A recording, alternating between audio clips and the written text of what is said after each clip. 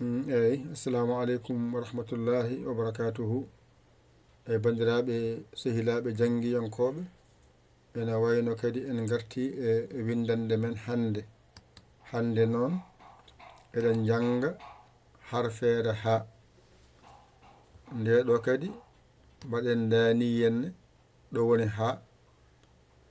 woni ha a gasi garana kadi ko ɗo fuɗɗi ha gasi ɗo ko ha e ha ni foti ari ardi ayi famiɗen de garanamo iyo ɗo woni hi e hi gasi garana e ayde garana hi e hi nayi gasi garana he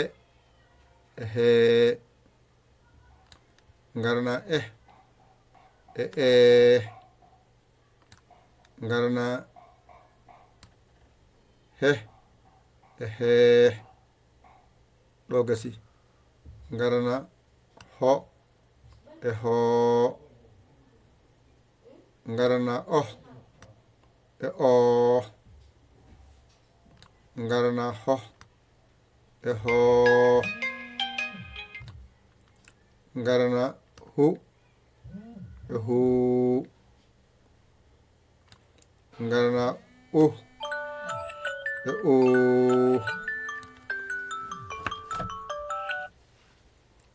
garana hu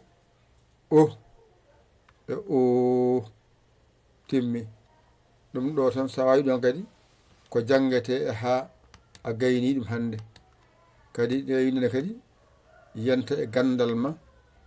hankkadi wona kadi a ɓeydima kadi neɗɗo o ñande fof o foti ɓeydade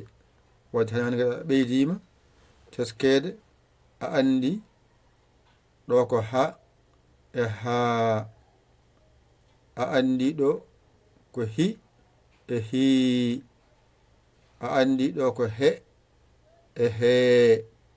a andi ɗo ko ho e ho a andi ɗo ko hu e hu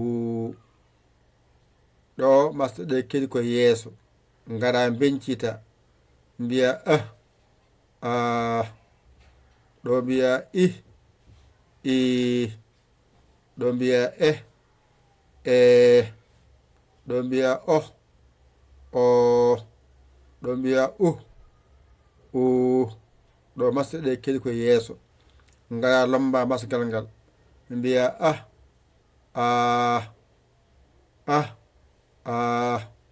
ɗo mbiya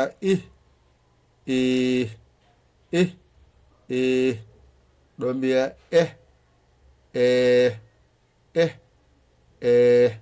ɗo mbiya ɗo mbiya ɗo mbiya ni jangirte gadiɗo o ko mbasa teskoɗa moƴƴi ko jangata ko adi ko masde ɗe keedo ko yeeso goto o wasa fodde goɗɗo o fooɗa ɗimmijo o masde ɗe gado arde gadiɗo o wasa fodde ɗimmo o fooɗa tataɓijo o masgal ngal lombo hakkude goto wasa fodde goɗɗo o fooɗa ni fodirti ni gasi ni way hankkadi ɗo kadi ɗiggi gasi ha wasa hewde hen nde wonno on kollama on pamminama kadi on gandi hen kadi ni masirte wadde akkoyngal tan watte ngal jangine law gotol jawon teskade ko janginte ko tan yaawa kadi gande mo ɓeydo yawde ɗo ko ha ɗo ko ha ɗo ko ɗo ko ɗo ko ha ɗo ko ha ɗo gasi ko ayi fof ko aaw nanna hen ɗo ko i nannaɗo hi i i hi hi ɗo gasi ayi ɗo ko i tan waɗa hen ngara ɗo ɗo ko he ɗo ko he ɗo ko ayi ɗo ko ɗo ko he ɗo ko he ayi ɗo joni ko tan lomba nder hen ayi de ko tan woni ɗo ɗone ko o tan woni ɗo mbiya ho mbiya ho ɗo mbiya o ɗo mbiya o ɗo mbiya ho ɗo mbiya ho ayi ɗo ko o tan lomba nder muɗum ngara ɗo mbiya hu ɗo mbiya hu ɗo mbiya ɗo mbiya ɗo mbiya hu ɗo mbiya hu ayi ɗo ko u tan lomba nder ɗo ko ni masirte ni o ko 5 wonata ni o ko 6 a famide ni o mbaɗa ɗum 5 ni o wona 6 ɗiɗi ɗiɗi ɗiɗi ayi ɗo e ɗo nandi ha oɗo fooɗani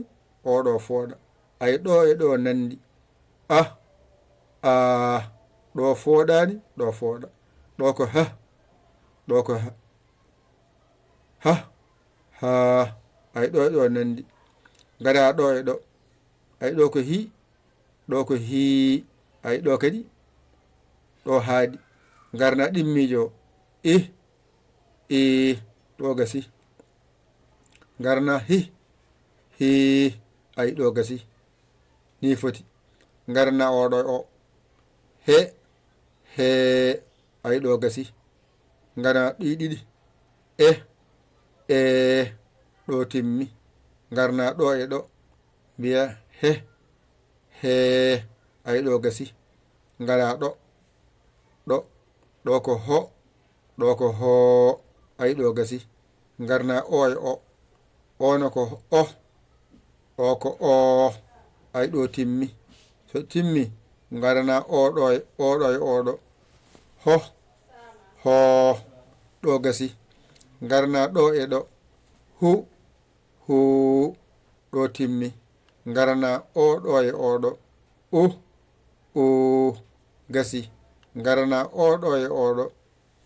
hu ko ni foti ƴette kuɗi mon e karneji mon mbañi ɗon jangon ɗigga windande ekko hijjo pular windande jeetaɓire nde nanɗon windande jeetaɓire nde ko ha janga hen sa andi tan ha o mawɗo o e tokoso fof ndendi masɗe ko gotum on kollama alkule mawɗe on kollama alkule tokose wode masɗe ɗe jangoton joni so gasi masɗe ɗon payno goɗɗum an cagguɗo hen o ƴewata ko bawɗo ɗakkoɗa sara makko o holluma o walluma adayama no walluma noddu en 00221 77 906 14 81 mbaɗa yaya mbaɗa lijiya wasabo nga caggira saggere ma a saggani ɗum jinmi yo Allah wallu yo Allah newnu walla an kesso jiɗɗo nadde heno bisimilla ma hande kadi ngara bindoɗa naata jangga ni foti ala to ala ga hay goto jeeya galle o ala suka ala mawɗo ala debba ko jiɗo janggo tan wiya ngara kala serɗeji ɗi aɗi belma naata jangga a yiɗa gacca jokka haaju amen jokka haaju amen wassalam